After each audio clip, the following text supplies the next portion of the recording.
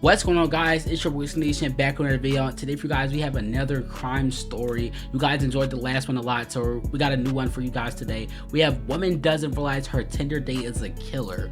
Now, I don't know about you guys. Me personally, I don't use Tinder because that's crazy work. Honestly, I feel like that's crazy work. If you gotta go on the app or anything just to find people, bro, just go out to the real world and meet people, and that's it. Like, honestly. But without further ado, let's get right into the video. It's December 1st, 2018. It's been a minute. CCTV records 22-year-old Grace and her Tinder date, Jesse, getting ready to leave a bar. They had just met a few hours ago, but already they're about to head back to his place. Oh, no. On the outside, everything seemed to be going perfectly well. So well, in fact, that soon after they could be seen heading to a nearby hotel and up to Jesse's hotel room shortly after. Nobody could have expected that this was the last time Grace would ever be seen alive. Oh my. The next day happened to be her birthday, and nobody was able to reach her all day, and the same was true even days after. It was like she disappeared off the face of the earth. Her friends and family quickly reported her missing, but to no avail. Meanwhile, Jesse was recorded on CCTV out and about, going up and down the elevator, carrying cleaning supplies, and what appeared to be a suitcase. Dexter Morgan. This man is literally moving like Dexter Morgan right now. Like, what is going on? Case with contents that would shock everyone to the core. And what's even worse, the killer had another date lined up. And if the cops don't intervene and arrest him quickly, this girl, as well as countless others, could fall victim to this very same man. Oh snap, here we go, man. It's been a minute. I'm excited to get back into this. Tell me what happened last Saturday. From the beginning? Yeah. At 5:37 p.m. on December 1st, 2018, Grace, who just finished a backpacking journey from England to New Zealand, leaves her hostel to meet Jesse. Meanwhile, Jesse is having pre-date drinks at a local bar, downing several beers before the date begins. In fact, as he leaves the bar, you can still see at least 4 empty bottles sitting on the table. They meet in a popular spot where there's plenty of people, making Grace feel safe while she meets her date for the first time. But this will be a false sense of security, as Jesse has no plans to try anything untoward in public. He's going to wait until they're alone. Suspecting nothing, Grace accompanies Jesse to a bar where they drink together for over an hour before they head for a Mexican bar at 7:15 for more drinks, and yet another bar named Bluestone Room around 8:30 p.m. Come on, bro. If we're gonna go on a date, you think a bar for like their whole date is the best option? Dang, like, bro, you could have took her out to eat or something. Just a bar drinking all day is crazy. Like, that's a lot of alcohol in one day. That's crazy. This will be where Jesse tries his luck and sees if he can get a little closer to Grace. At 8:54, they share their first kiss. This is crazy, man. This is when Jesse takes a trip to the bathroom and where Grace sends her very last message to anyone, telling her friends that it's going amazingly well and that she just clicks with him so well. She's probably excited to spend the night with a man that she genuinely likes. She could have had no idea that instead, he was about to end her life in one of the most horrific ways possible. The next morning, Grace's phone starts to receive a ton of messages. It's her birthday, and there are plenty of friends who want to send her their best wishes. Each and every one of these messages goes unanswered. The first sign that something is wrong is at 8 a.m., when Jesse enters the very same elevator, this time on his own, throwing the camera a suspicious glance. If you think he's just getting the birthday girl a morning coffee, then think again. During that night, Jesse killed Grace by strangulation, and now he's going to try and do everything he can to cover up his crime, and he needs to do it quickly, because he's already got another potential victim lined up.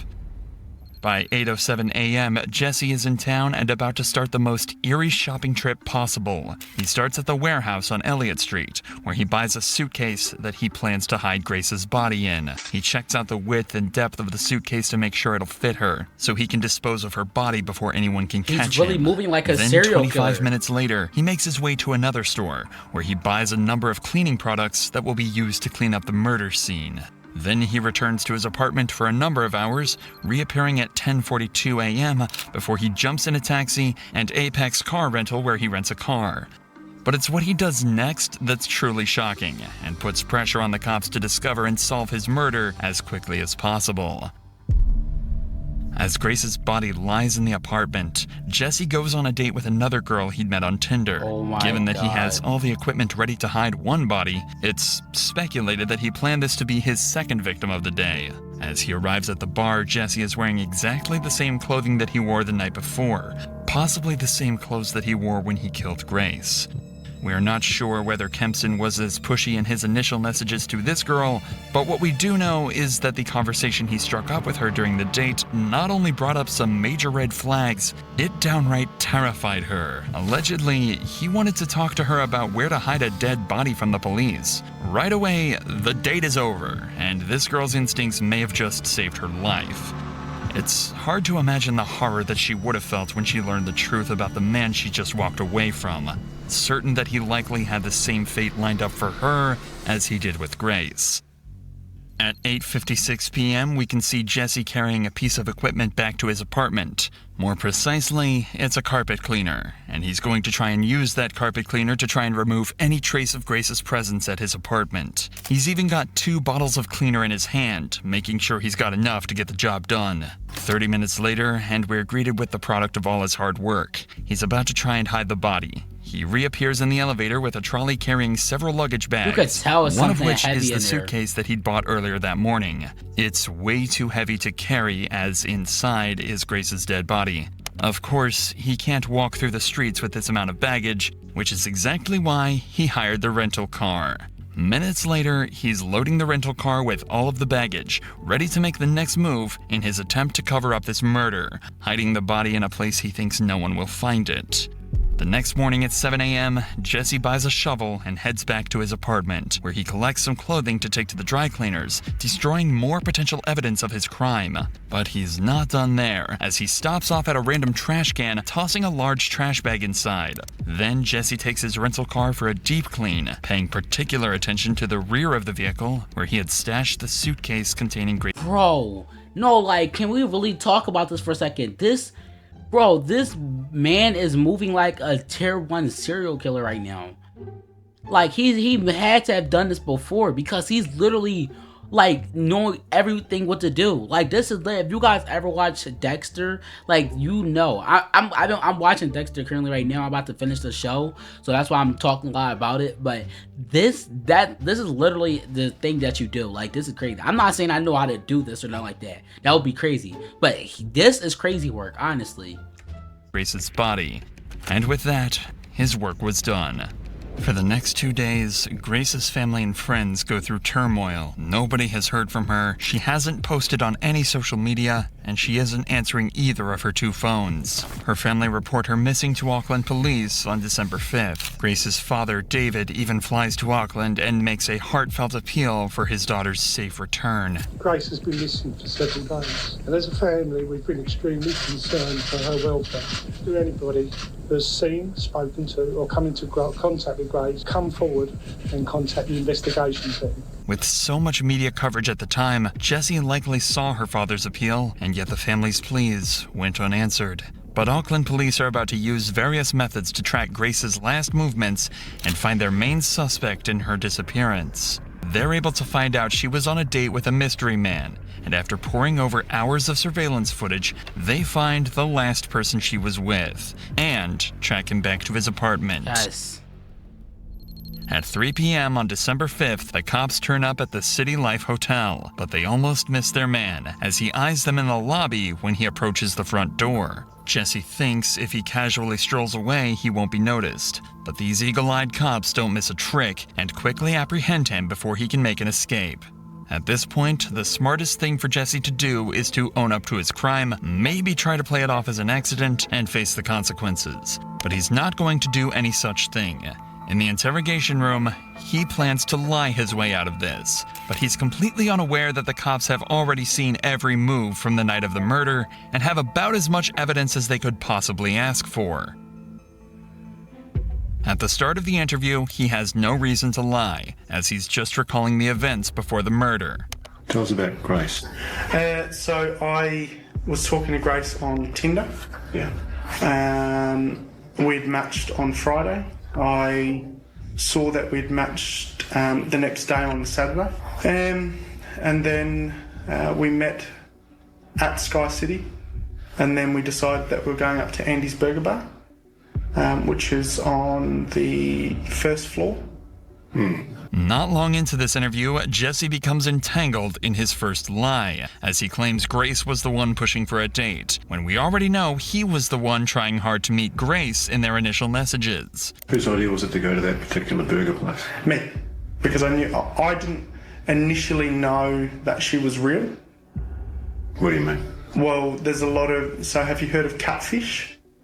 No. So catfishing is where someone uses I your never heard profile, of catfish. uses Wait, your what? photos and pretends to be you and then meets, and you're a completely different person. Right. And it's on Tinder, it's all about the way you look.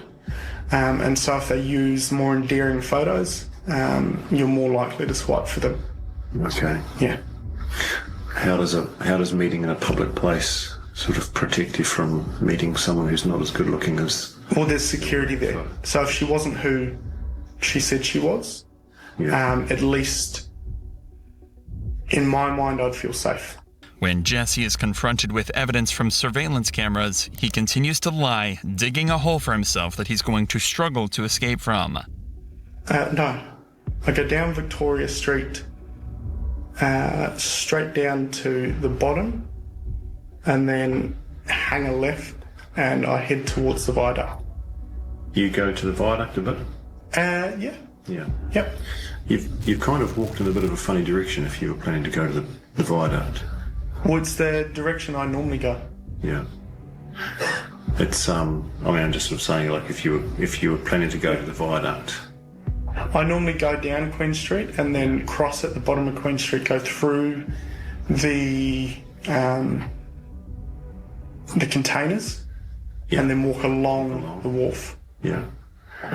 Is there a particular reason you were going to do that? I feel safer down that way.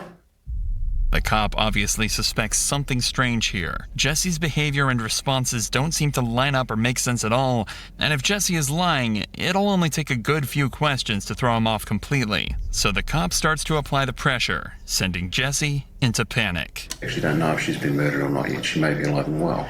Okay. But she might also be dead. Okay? And it could be that you've done it. Yeah, he's terrified. He knows he's calling. At this moment, you got... Hey, I just want to ask a question. Am I being arrested for something I didn't do? You haven't been arrested, mate. Oh. No. Oh. Holy... He's not being arrested just yet, but Auckland police are convinced Jesse is either behind Grace's disappearance or is at least involved. And the more they investigate this case, the more evidence they find to suggest Jesse is the one responsible. It's not just the surveillance footage that helps solve this case. Remember the new suitcase and cleaning products Jesse bought the morning after? Well, believe it or not, they were all bought on Grace's credit card, as well as an extra night's stay at the City Life Hotel. In fact, it's very possible he paid for his second date on Grace's credit card. An extra day at the hotel should give Jesse time to clean up the mess. But it's going to take more than a carpet cleaner to get rid of the evidence. When police search his apartment, they find traces of Grace's blood. The credit card payments, the witness testimony, cell phone locations placing Grace and Jesse together, and the staggering detail found in the surveillance footage backed their suspect into a corner, and in his second interview on December 7th, they left Jesse no choice but to confess. A confession that would soon lead into one of the most interesting but troubling defenses ever used in court. They were talking to me about 50 Shades of Grey, which is a sex fantasy movie that's out. We started having sex. At first it was just normal. It was very placid. And then she asked me if we could get into bondage. And then all I remember is falling asleep in the shower. I need to stop. I need to go. Would you like some fresh air? Yeah, please. I was in shock and I didn't know what to do. Just tell the truth. Went downstairs and I was just, I don't know, I was all over the place. I didn't believe what had happened.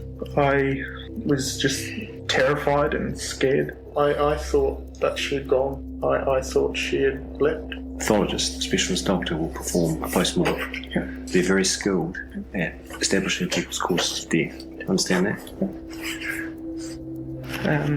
I went to the warehouse at the atrium and bought a suitcase. I went back and I was just in shock because it just didn't seem right. I left to go and get cleaning products. So I messaged a friend and said I'll meet you at Revelry. After finishing drinks with her, I got back to city life.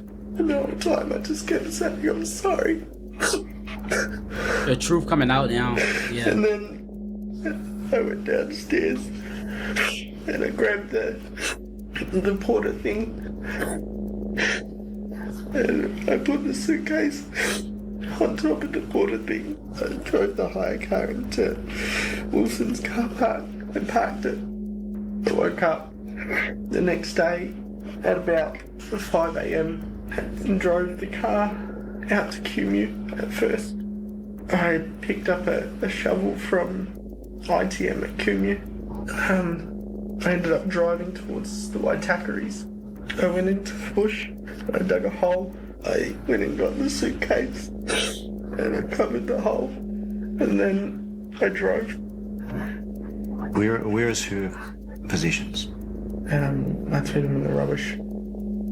Whereabouts? Albert Park, rubbish. Right, so what items of her property have been disposed of in Albert Park? Everything. All of her clothing? Everything that was in the room. Whereabouts did you clean the car? The outside of the car? I think it was in Henderson. I don't know West very well. Okay. And what did you use to clean the car? Water blaster thing from a car cleaning place. Did she have any injuries? Not that I can remember. I was just panicking. Did you inflict any injuries on her that caused her to die? No. Did you kill Grace Mullane? Okay. But he You're just... under arrest for the murder of Grace Mullane on or about the 2nd of December. Okay. You understand? Yep. Okay, how about... Did you intend to cause her death? No. Are you ready to take us to where she is? The media called it the 50 Shades of Grey defense. The idea is that someone may consent to being harmed during intimacy knowing the dangers involved. If they made no indication to stop, then it would be seen as an accident, and the person responsible shouldn't face a murder charge. What? But this defense has always been seen as more of a scapegoat, used by lawyers to try and get their defendant off with a lighter sentence, No, bro. which in this case No. would be manslaughter. This doesn't change what happened after Grace's death, and the disturbing series of events uncovered during the investigation. From December 1st, the day before the date, all the way to December 7th, cops found Google searches made by Jesse looking for a place to hide the body. He'd also taken photos of Grace's body before and after he packed her into the suitcase. This was planned. They found Grace's body on December 9th, 2018 in the Waitakere Ranges just outside of Auckland. It was determined that she was strangled and had bruises on her arms and chest consistent with being pinned down. In New Zealand, there's no such thing as first-degree or second-degree murder.